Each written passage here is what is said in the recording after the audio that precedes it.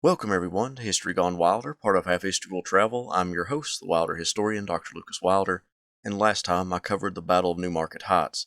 In this video I cover the Battle of Peebles Farm, where part of two Union corps vie with Confederate forces when they try to extend their entrenchments further to the west. If you like what I do, please consider subscribing to the channel if you haven't done so already, join the Patreon page, and purchase something from one of my online stores. Every little bit helps. Thank you. Ulysses S. Grant hoped that the attack on Newmarket Heights would force Robert E. Lee to send more of his troops north of the Appomattox and James Rivers to defend Richmond. If this happened, Grant was going to use part of two corps, Gouverneur K. Warren's 5th Corps and John Parke's 9th Corps. Parke took command of the 9th Corps when Ambrose Burnside left the Army of the Potomac following the Battle of the Crater. Lee kept up the activity in his front as he began to move more troops north to the threatened position. He hoped this deception would keep the Union troops around Petersburg stationary. If it was up to the Army of the Potomac commander George Meade, it probably would have. One historian explains, the Virginian strategy did not succeed, however, because the ultimate decision on challenging it did not rest with Meade. The Major General, something of a perfectionist of the old school, could fight hard and well for grand goals when the conditions were right, but preferred not to fight at all when objectives seemed minor or conditions not all that might be desired. Grant, to be sure, neither advocated blundering blindly into battle nor fighting for no greater reason than just to kill some Southerners, yet he was not an all-or-nothing man either, and was willing to strive for even penultimate objectives in hopes that later, if not sooner, they would provide the opening to more complete success. He responded to his subordinate's report in that light. The Union stationed about 24,000 men on its far left flank, ready to strike wherever Meade and Grant told them. On September 30th, at about 9 a.m., the blue columns began marching to the west.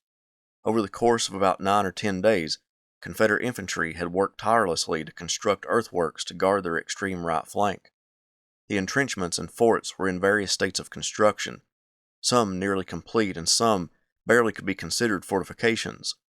The strike at Newmarket Heights drained valuable manpower from the Petersburg front, with a lot of infantry making its way to help defend Richmond. All that stood in Warren's way was a brigade of cavalry, numbering about 1,000 men. Warren and the other corps moved at a glacial pace, some of it caused by Warren's cautiousness. Hours ticked by as the blue troops marched and halted along the road. When the Confederate artillerymen began to lob shells at the Federals, Warren halted his men and began to deploy for battle. He wasn't able to, or didn't discern how weak the Confederate force in his front was, and took 2 more hours to deploy his troops. As historian Richard Summers explained about Warren, his personal hesitancy to precipitate battle probably continues partially to explain the delay. Another key factor in slowing the attack was the terrain, which was even more difficult west of the church than east of it. The dense woods north of the Poplar Spring Road gave way to a small clearing 3/8 of a mile west of the Vaughan Road. Warren worked through not marish terrain to deploy Charles Griffin's division to confront the rebel horsemen, and threw out Romaine Ayres's division along the Vaughan Road, facing north to protect his right flank. This unjammed the bottleneck and allowed Parke to bring up his divisions. Parke placed his 2 divisions in support of Griffin's division, who were engaging with the skirmishers of the enemy. Debate still surrounds the next moments of the battle.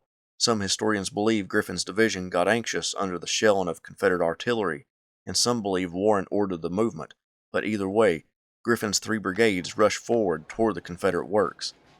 The bluecoats, streaming through or around the obstructions, now jumped into the moat. Some, burdened down with their knapsacks, had difficulty getting out.